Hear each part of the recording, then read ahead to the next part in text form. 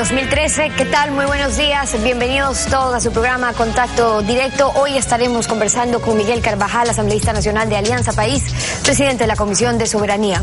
Consulta prelegislativa para autorizar la explotación petrolera en el Yasuní. También hoy nos acompañará Julio César Trujillo, jurista, exmiembro de la Comisión de la Verdad. Criminalización de la protesta social y del derecho a la resistencia. Lo vamos a analizar. Y además estará con nosotros Tarquino Orellana, constitucionalista, concejal de Cuenca por Alianza País. La demanda de inconstitucionalidad contra el decreto ejecutivo que da por terminada la iniciativa Yasuní ITT. En otras noticias, fue capturado el presunto asesino de la empresaria Mónica Gordón, la dirigente del club Aucas. El operativo se realizó en la madrugada de este domingo. El operativo se efectuó a la 1 de la madrugada de este domingo en el norte de Quito. Con el apoyo de grupos de élite, los agentes de la Policía Judicial de Pichincha ingresaron a 5 viviendas. En exclusiva este informativo acompañó a los uniformados. En el operativo se capturó a 5 personas, entre ellas al presunto autor material del asesinato de la dirigente de Aucas, Mónica Gordón, ocurrido el 29 de agosto pasado. La policía determinó que el sospechoso era parte de esta banda delincuencial. El momento de la detención, el sujeto vestía una chompa roja, similar a la que habría utilizado el día del crimen. Pistolas con sus respectivas municiones y abundantes evidencias como televisores, sin justificación legal, joyas y mercadería reportada como robada. También había uniformes como los que utiliza el personal de guardias de seguridad, que eran utilizados supuestamente para efectuar los asaltos. Ahora la Policía Judicial busca al resto de integrantes de esta banda. Y en la cadena sabatina, el presidente de la República, Rafael Correa, rectificó parcialmente las declaraciones dadas la semana pasada sobre el cantautor Jaime Guevara y criticó el proceder de Guevara.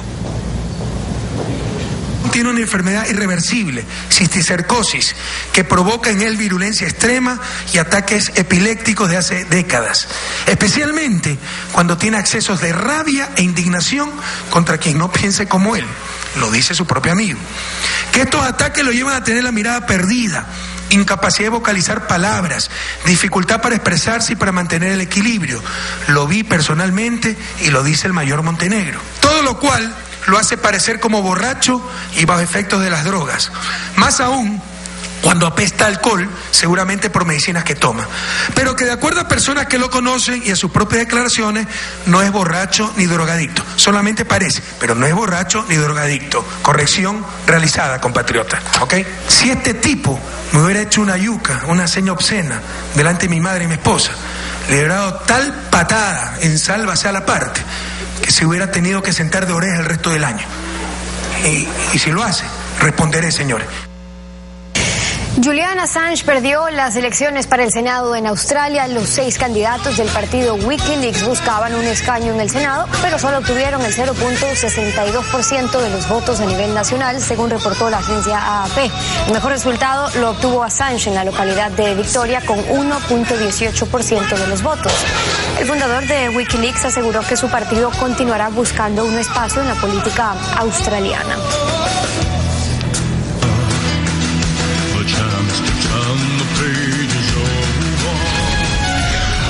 La actualidad, los protagonistas, el análisis y la información en Contacto Directo. ¿Qué tal, Alfredo? ¿Cómo te va? Muy bien, Steffi, buenos días. Buenos días con todos. Empezamos. Sobre la autorización excepcional de la Asamblea a la explotación petrolera en el Parque Nacional Yasuní, Miguel Carvajal, asambleísta nacional de Alianza País, introdujo en el debate un importante elemento de legitimidad constitucional. Veamos. Para el exministro, hoy legislador oficialista Miguel Carvajal, antes de la resolución asambleísta se impone una consulta prelegislativa a las comunidades contactadas de la zona. Es el artículo 57 de la Constitución que manda en estos casos a realizar una consulta prelegislativa cuando se tome una medida que pudiera afectar derechos colectivos. Miguel Carvajal, buenos días, bienvenido a Contacto Directo. Buenos días, Alfredo. Un saludo cordial a las personas que nos escuchan. El convenio 169 de la OIT sobre pueblos indígenas, en su artículo 6, numeral 1, establece que al aplicar este convenio los gobiernos deberán, literal A, consultar a los pueblos interesados cada vez que se prevean medidas legislativas o administrativas susceptibles de afectarles directamente. Y además, el artículo 19 de la Declaración de Naciones Unidas sobre los Derechos de los Pueblos Indígenas dispone que los estados celebrarán consultas con los pueblos indígenas antes de adoptar y aplicar medidas legislativas o administrativas que los afecten. ¿Mantiene usted su criterio de que la frase medida legislativa no solamente se refiere a un proyecto de ley de acuerdo a lo que disponen los instrumentos internacionales de derechos humanos? Gracias, Alfredo, por esta pregunta. Efectivamente, cuando Ecuavisa me entrevistó el día en que llegaba la solicitud presidencial, parece 26 de agosto, yo había indicado que hay varios temas que analizar.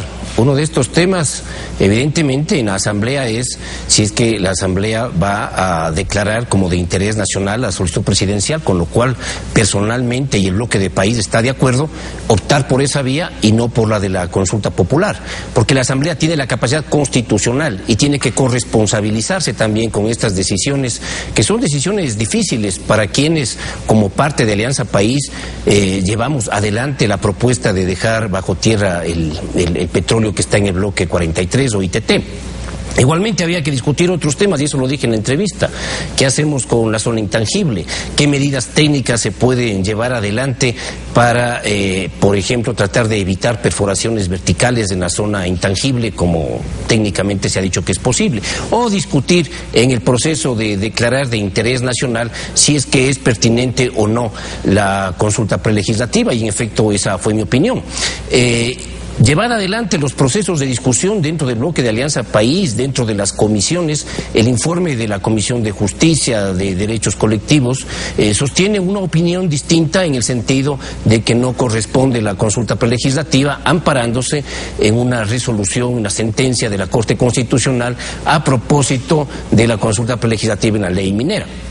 Y el argumento es que no procedería porque no se trata de una aprobación de una ley o de una norma. Yo creo que esto es importante señalarlo.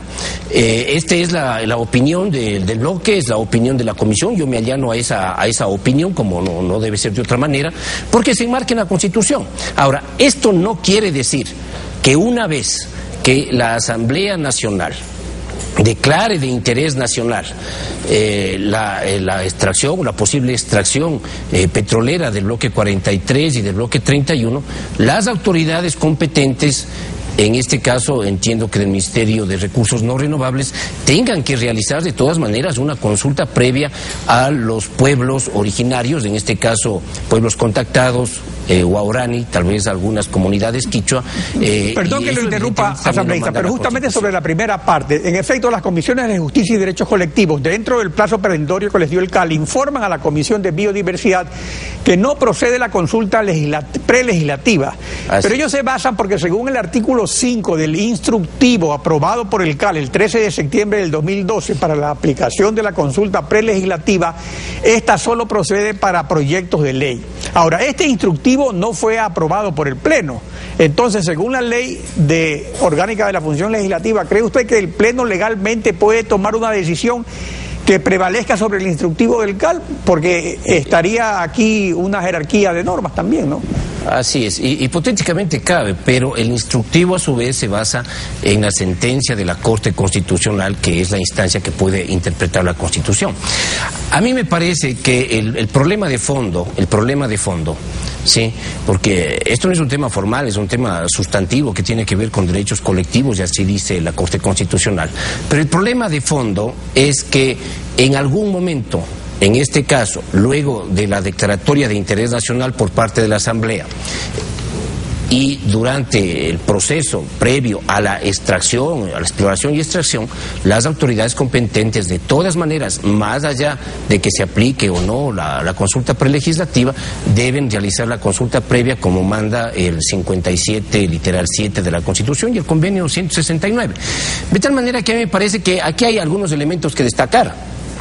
Claro, pero es que una cosa es la consulta previa y otra la prelegislativa. Y como usted se lo dice, esto es algo muy serio porque es la primera vez que se realiza. Todas estas normas estaban antes a nivel de decreto ejecutivo, ni siquiera de ley. Es la Revolución Ciudadana que las convierte en parte de la Constitución.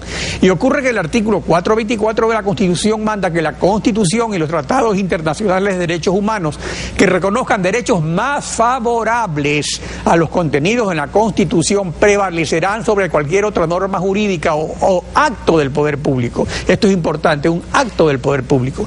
Entonces, la pregunta sería, ¿puede prevalecer sobre la Constitución un instructivo del CAL que ni siquiera tiene la categoría de reglamento de la Asamblea? No, usted sabe que no, pero este no es el tema, el instructivo solamente del CAL. El instructivo del CAL, vuelvo y repito, se basa en una sentencia de la Corte Constitucional que interpreta y desarrolla la norma del 5717 que habla de la consulta prelegislativa, y de acuerdo a los constitucionalistas que han estado trabajando en la comisión se aplicaría solo a leyes y normas, lo cual en este caso difiere de la opinión que yo había dado para un tema de debate.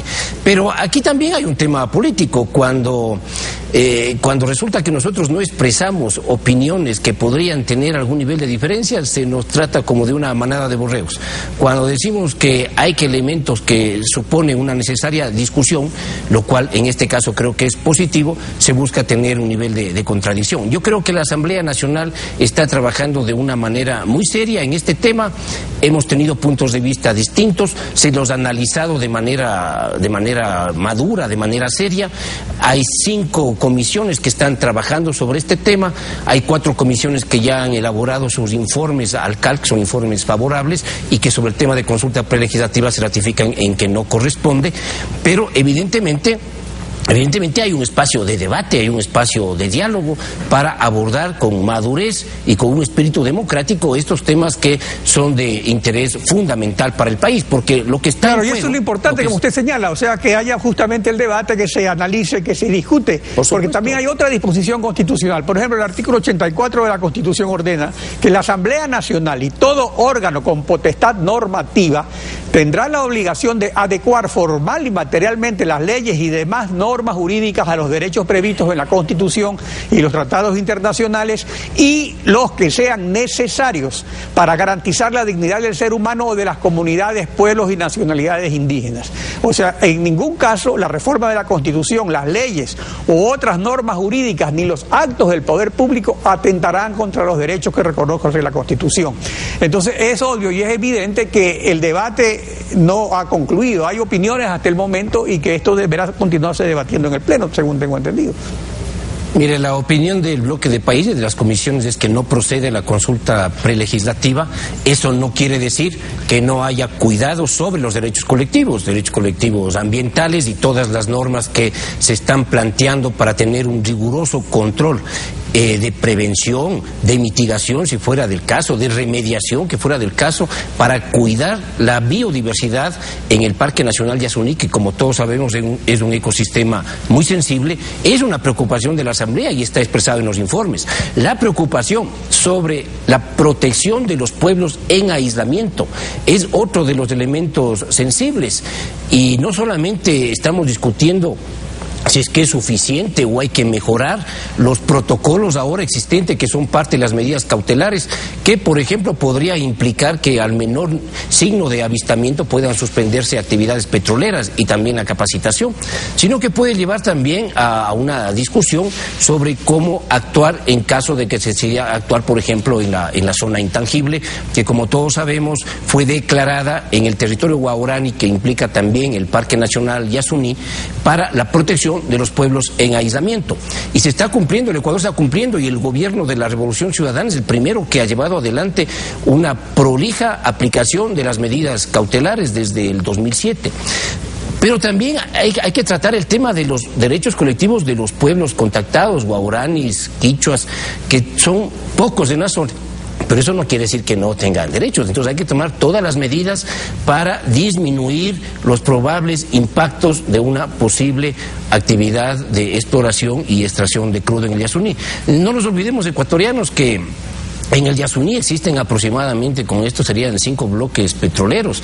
Y para mí, por ejemplo, es tremendamente importante que comparar la situación cuando se discutía, por ejemplo, la apertura del bloque 16 con la vía Maxus, que las opiniones de los sectores ambientalistas eran marginales, y lo que ahora tenemos es una opinión muy importante que manifiesta, que expresa un desarrollo de la conciencia ambiental, de la exigencia de un desarrollo sostenible en el país. Yo creo que eso es un avance importante, aun en cuando efecto, asambleísta, tengamos diferencias sobre algunos hay una serie de aspectos muy importantes y muy interesantes que se deben ir desarrollando dentro del debate, tanto en la Comisión de Diversidad como en el Pleno.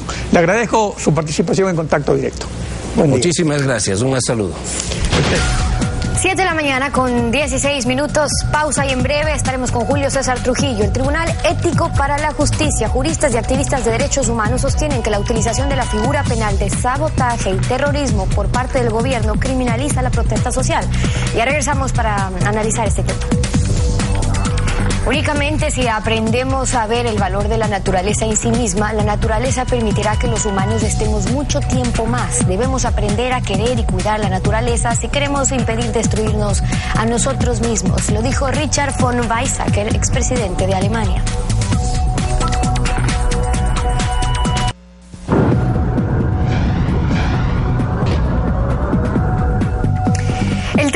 Del 2007, el presidente Correa creó la Comisión de la Verdad con el fin de investigar violaciones a los derechos humanos entre 1984 y 2008. El doctor Julio César Trujillo fue uno de sus integrantes. Bienvenido, muchas gracias por estar con nosotros. Buenas noches, encantado de estar con ustedes. Esa comisión en su momento concluyó que para criminalizar la protesta social se utilizaron disposiciones de sabotaje y terrorismo. Y hago referencia a eso porque la semana pasada usted fue parte de un tribunal ético de la justicia que se creó para analizar para hacer un análisis jurídico de las sentencias actuales por sabotaje y por terrorismo. Con esa experiencia que ha tenido en la revisión de estos casos, ¿qué encontraron? Bueno, los miembros del tribunal ético, que como entonces le indicamos es un tribunal que no dicta sentencias porque no es un órgano de la función judicial, sino un órgano creado por la sociedad civil para que opine sobre los casos que fueron sometidos a su consideración. Este tribunal encontró en los casos que pudo revisar, que fueron bastantes y que fueron presentados en la audiencia, algunas fallas que realmente, en algunas de las cuales inclusive acarrearían la nulidad de las sentencias. Se encontró, por ejemplo, la criminalización de la resistencia, que está garantizado en el artículo 98 de la Constitución. ¿Cómo es posible que se declare delito un derecho que la Constitución se compromete a garantizar y que obliga a todas las funciones del Estado, inclusive a la función judicial? El uso de figuras delictivas incompatibles con una sociedad democrática y libre, como es ese delito creado por las dictaduras, además, en las que por desgracia nuestro país ha sido pródigo, como es el terrorismo. Y en ese último punto el tribunal condenó el uso de esas figuras delictivas como las mismas acusaciones de terrorismo. Eso significa que no deben haber sanciones en caso de irregularidades o protestas violentas. Eso no significa que no tengan que haber sanciones, pero existen distintos mecanismos que no caigan en el acusar a alguien de terrorista. Bueno, primero, la figura del terrorismo tal como está en el artículo que aplican los jueces en el Ecuador, que es el artículo 160.1, creado por las dictaduras, repito, para reprimir toda inconformidad con esas dictaduras. Sanciona siempre que los que intervienen en esos actos incurran primero en ese tipo de actos que están singularmente señalados en varios incisos de ese artículo. En segundo lugar, que persigan los propósitos que en esos preceptos legales se encuentran establecidos.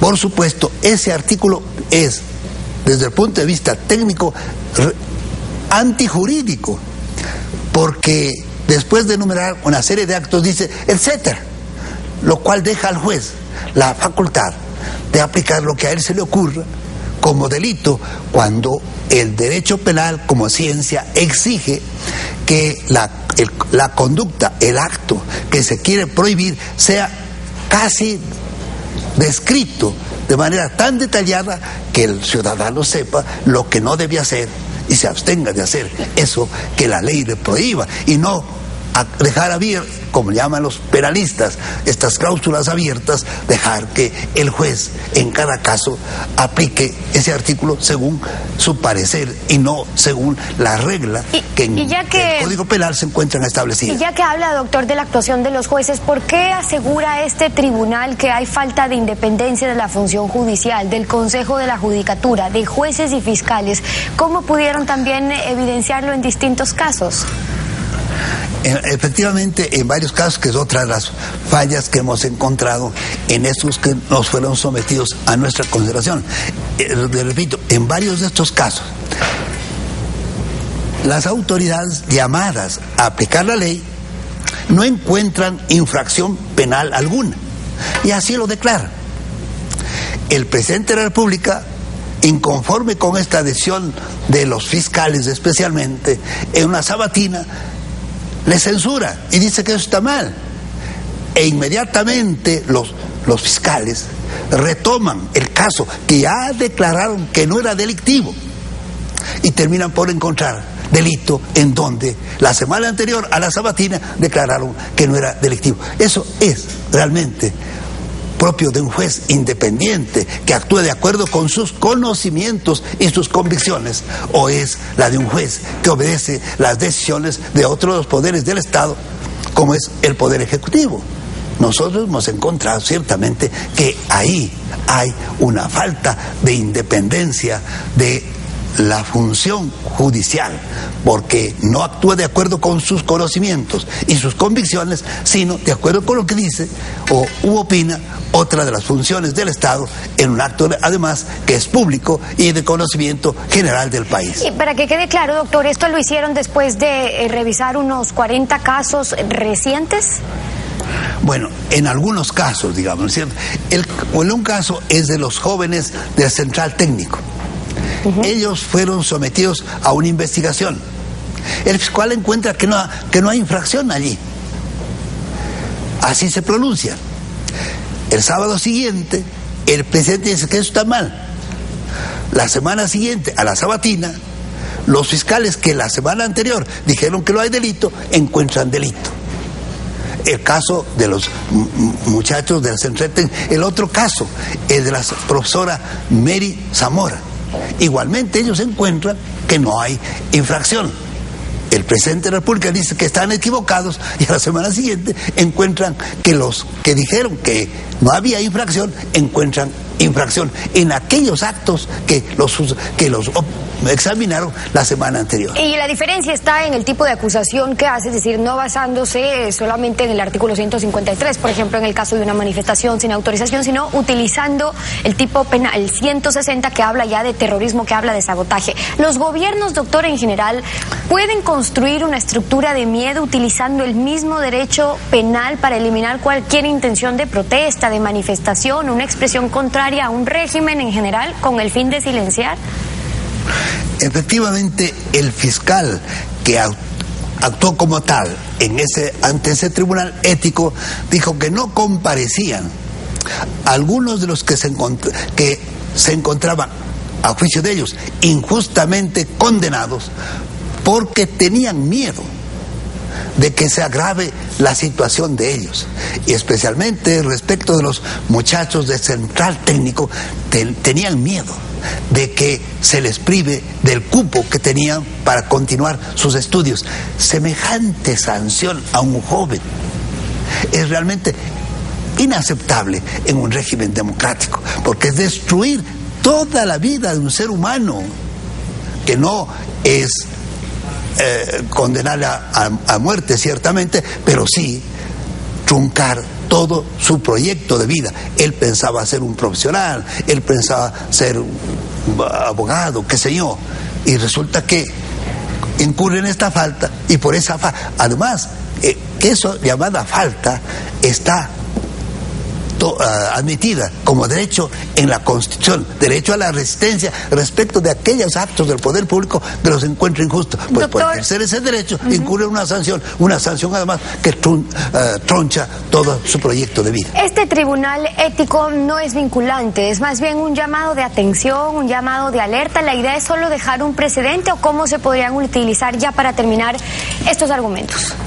Sí, efectivamente no es un tribunal de justicia, ni nosotros pretendíamos ser tribunal de justicia. Es un tribunal que llama la atención sobre aquellos casos que han sido puestos a su consideración. Por supuesto, las personas que resulten favorecidas por ese parecer del tribunal ético pueden hacer uso de esa opinión ante los tribunales que ellos encuentren procedentes y oportunos para hacer valer sus derechos. El doctor Julio César Trujillo acompañándonos hoy en Contacto Directo. Muchísimas gracias por haber estado con nosotros. 7 de la mañana con 30 minutos. En instantes con Tarquino Orellana. La demanda de inconstitucionalidad al decreto 74 que puso fin a la iniciativa Yasuní ITT. Ya regresamos con eso. Quédese con nosotros.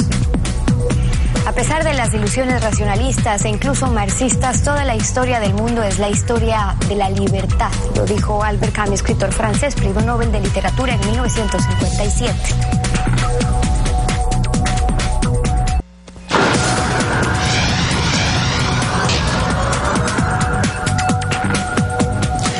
Tarquino Orellana fue miembro de la Comisión de Redacción de la Constitución de Montecristi. Actualmente es concejal de Cuenca por Alianza País. Presentó el viernes a la Corte Constitucional una demanda de inconstitucionalidad del decreto ejecutivo mediante el cual el presidente de la República da por terminada la iniciativa de dejar bajo tierra el petróleo del ITT en el Yasuní. Buenos días, bienvenido a Contacto Directo. Muy buenos días, muchas gracias. Doctor Orellana, usted basa su demanda en el artículo 57 de la Constitución que se refiere a los derechos de los pueblos y nacionalidades indígenas. ¿Qué importancia tiene este artículo con sus 21 numerales en la estructura misma de la Constitución garantista?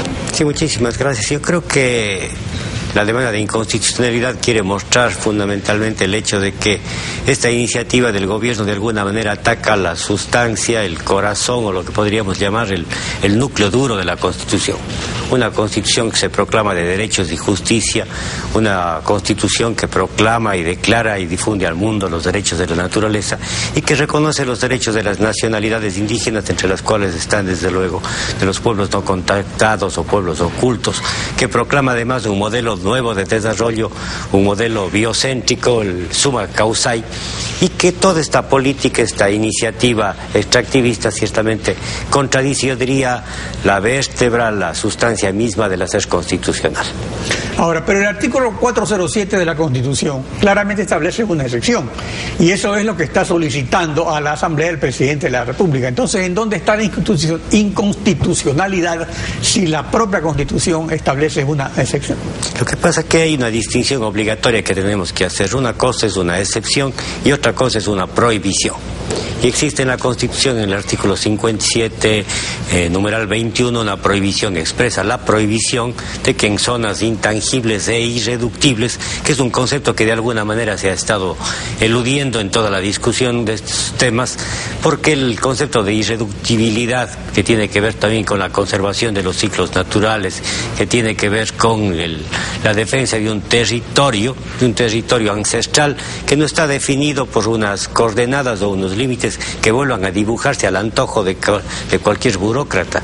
El concepto de un territorio ancestral, el concepto de esta irreductibilidad de ese territorio es lo que consagra el artículo 57, y si nos fijamos con atención hasta en el orden gramático, el artículo 57 es categórico respecto de esta prohibición, y los conceptos que utiliza el artículo 57, numeral 21, no son los mismos que los que utiliza el artículo 407, invocado por el presidente de la República, que considero, por lo tanto, es una invocación impertinente de esta norma y un intento, yo diría, de manipulación, de instrumentalización de la norma constitucional. Debemos de entender que la Constitución es el marco en el cual el poder actúa y no el instrumento en donde él hace de la Constitución una cierta extensión de la política, que es lo que debemos de alguna manera conseguir que en la Corte Constitucional exista lo que debe hacerse en el marco constitucional, el control del poder.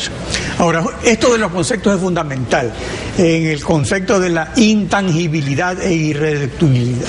Incluso Miguel Carvajal antes decía que era necesario seguir debatiendo, pese a que ya hay los criterios de las comisiones.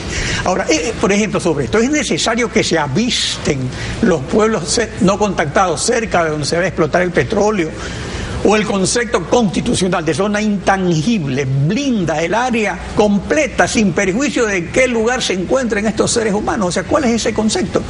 Definitivamente el haber establecido un territorio ancestral, de posesión ancestral, yo creo que a veces no nos hemos dado cuenta suficientemente de la profundidad de los conceptos que la propia Constitución ha desarrollado.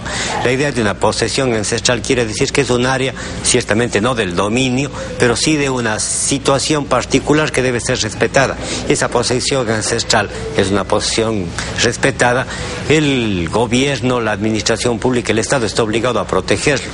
La zona irreductible, la zona intangible, no solamente que no debe ser no tocada, no puede ser menguada, no puede ser disminuida, no puede ser acortada, y adicionalmente, desde luego, en cualquiera de los casos, el Estado tiene la obligación de proteger esa realidad, no porque los pueblos no contactados o los pueblos ocultos, como parece ser un término más preciso, o pueblos que están un poco escondiéndose de la propia civilización, huyendo, pueblos que están siendo expulsados permanentemente. Estos pueblos, no porque no sean avistados o porque no se haya registrado con unas cámaras trampa en los últimos días su movimiento, pueden ser, como ha ocurrido en estos últimos tiempos, vueltos a situar con otros mapas o convertidos en una circunstancia de que el día que los encontremos vamos a dejar de explotar, lo cual no, porque es el concepto de la irreductibilidad e intangibilidad. Ahora, este tipo de conceptos, esta autorización de la Asamblea, históricamente, ¿qué plantea? Políticamente, ¿qué es lo que está planteando respecto a la vigencia de la Constitución, respecto a los principios de la Revolución Ciudadana? A mí me parece que es un violentamiento de la Constitución y es hacer justamente lo que hemos venido reprochando los últimos años, lo que ha sido el motivo principal de la Asamblea Constituyente que vivimos en el 2008, ¿no? El hacer que la política esté subordinada al derecho, que es la gran ambición de un Estado organizado constitucionalmente. Que la política encuentre límites en el derecho y no que sea ahora la política misma la que haga del derecho un instrumento a su favor y que convierta al derecho en un apéndice de la política.